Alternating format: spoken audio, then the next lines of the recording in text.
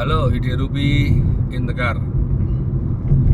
Kali ini saya mau bertanya, sebenarnya ini tepatnya lebih bertanya gitu ya. Kenapa ada negara-negara, setahu saya kayak Rusia gitu, itu kan ada tentara bayaran ya. Nah ini pertanyaan besar sih buat saya, kenapa ada tentara bayaran ya?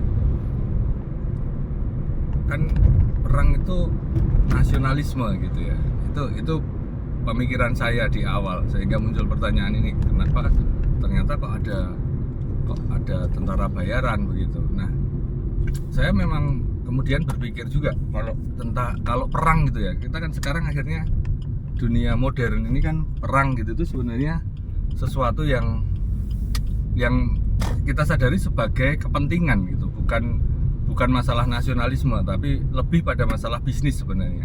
Contohnya Ukraina Rusia itu masalah bisnis, sumber daya gitu kan ya, rebutan sumber daya. Terus kemudian Suriah misalnya perang saudara itu lebih pada urusan politik kekuasaan gitu.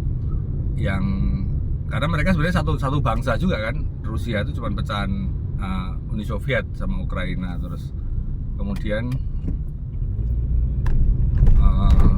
Suriah itu perang saudara. Terus dulu waktu perang Iran-Irak atau perang Kuwait gitu, perang Teluk itu kan semuanya urusannya urusan kepentingan. Ya bukan hanya sekarang aja sih ya. Dari dulu sih ya, kayak company dulu itu kan juga ada tentara Belanda, tapi juga ada tentara bayaran. Kalau di Indonesianya ada ini juga apa namanya, orang-orang yang dibayar gitu. Nah, itu pertanyaan saya sebenarnya.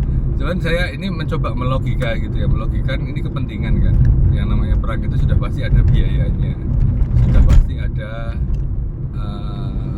apa namanya, untung ruginya begitu. Nah saya mikir kalau di Indonesia katakan itu kan tentara itu kan digaji ya, perang nggak perang kan digaji. Sedangkan kalau tentara bayaran saya nggak tahu mereka itu gimana ya, ataukah kalau pas nggak perang dapat komisi, nanti kalau perang baru dapat kompensasi gitu ya. Itu penggajiannya seperti apa saya juga nggak tahu. Terus kemudian kan kalau di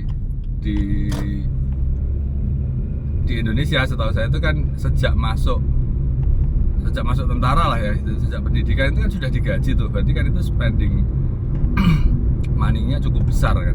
Nah, apa iya kalau pakai tentara bayaran negara-negara itu jadi lebih berhemat ya, karena mereka membayar tenaga atau tentara yang memang sudah langsung siap perang gitu ya.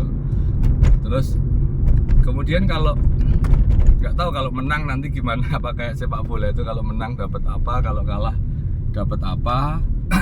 Terus kalau misalnya nanti ada yang mati gimana gitu kan namanya perang kan mesti ada yang mati juga kan, ada yang gugur mati saat perang itu gugur kan, ada yang gugur itu kalau di Indonesia gitu kan, misalnya gugur di Papua gitu kan, nanti dipulangin ke rumahnya. Nah, itu kan juga biaya. Ini kalau mau ngomongnya dari sisi biaya saja ya. Nah, terus kalau nanti terus dimakamkan di makam pahlawan dan seterusnya, itu kan kalau di Indonesia setahu saya seperti itu. Kalau tentara bayaran seperti apa, itu juga saya bertanya-tanya. Apakah kalau nanti ada makam juga, karena kan mereka tidak membela nasionalisme ya, mereka membela kepentingan aja. Ini ada project nih merebut wilayah untuk diambil tambangnya misalnya gitu kan, itu kepentingan saja sebenarnya. Nah itu yang menjadi pertanyaan besar saya tentang tentara bayaran. Kenapa ya kok pakai tentara bayaran? Jadi semoga kalau ada teman-teman yang bisa ngasih informasi, bisa berbagi ya.